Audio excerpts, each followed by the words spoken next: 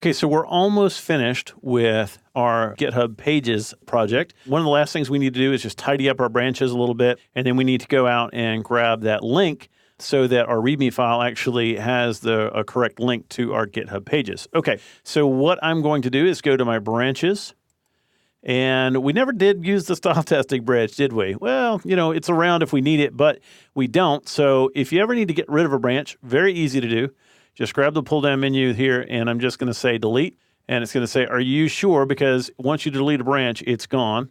And I'm going to say yes. So always double-check what you're doing and which branch you're on before you do something like that. I also want to make sure that everything is synced. And I can see that in my change log here that not everything is synced. So if I'm on master and I see this little sort of yellow plus and minus, I can hit sync, and it's going to go ahead and push that branch up. There we go. And then if I switch to GitHub Pages, I can see that that one is unsynced too. That's one of the nice things about this interface. And on Windows, of course, it's going to be slightly different.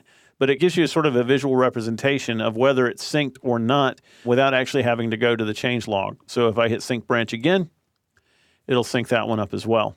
Now I'm going to go back out to my GitHub for web designers. And what I want to do is I'm going to update the README file that's out here so that I'm actually getting the companion reference site. So I'm going to go to my settings. And here's the URL for it. I can right-click that, and I can choose copy link address. And then I'm going to go back into my README file. So I'm going to click that, and then I'm going to edit it. And I'm going to just paste this link right there. And then I'll make that commit. And I'm just going to say added link to GitHub Pages. I'll go ahead and commit the change. Now, we're dealing right now with two sort of parallel branches. We've got the master branch, and we also have the GH Pages branch.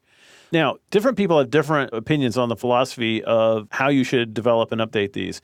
I'm keeping both of them almost mirrored right now. Well, there's no almost to it. They're both mirrored right now.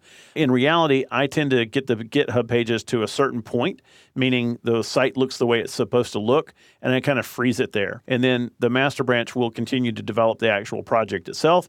And then when I ever need to make any changes to the site, I just come back to GitHub Pages and make those changes. So I don't really develop them usually in parallel like this. I'm going to edit the README file for this one too. You'll notice we don't have that link inside there yet. So I'll paste that. Do the same thing here. I'm just going to say added link and look at GitHub. See how nice it is? It lets me auto-complete that because it says, well, you did that for the last one. Maybe you want to do it for this one too. Excellent. And let's test out that link, shall we? So here I am on GitHub Pages. I'm going to click on View the Companion Reference Site. And there's our site. Now it's had time to publish. And we can click around. And what's really nice about this, our glossary is not finished, so we're going to have to do that in the next chapter.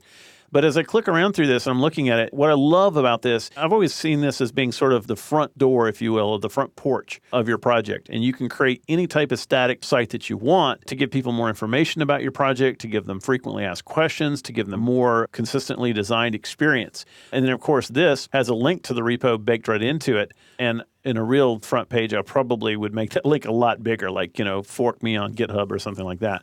But really, really easy to do. The only other thing we've got left to do in this particular exercise is to go back to our GitHub client and then sync those branches. And I'm going to sync both of them. And that way the README files are going to be current locally as well.